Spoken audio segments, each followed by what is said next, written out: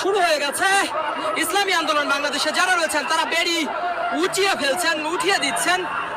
অন্যদিকে পুলিশ অবস্থান করছে, সেই চিত্রই আপনারা দেখতে পাচ্ছেন। একদিকে পুলিশের অবস্থান, অন্যদিকে ইসলামী আন্দোলন বাংলাদেশের নেতাকর্মীরা সেই বেড়ি উঁচিয়ে সরিয়ে দেওয়ার চেষ্টায়, অর্থাৎ নির্বাচন অভিমুখে তারা যাত্রা করবেন। পুলিশ এবং র্যাব অপর প্রান্তে রয়েছে, আমরা সেই দৃশ্যই দেখতে পাচ্ছি।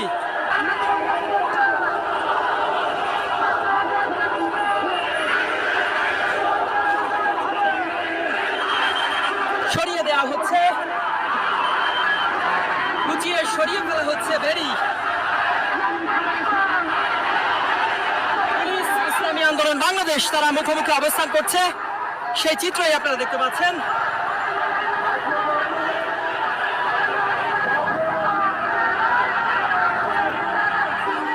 দর্শক, আপনারা যেমনটি দেখতে পাচ্ছেন, ইসলামী আন্দোলন বাংলাদেশের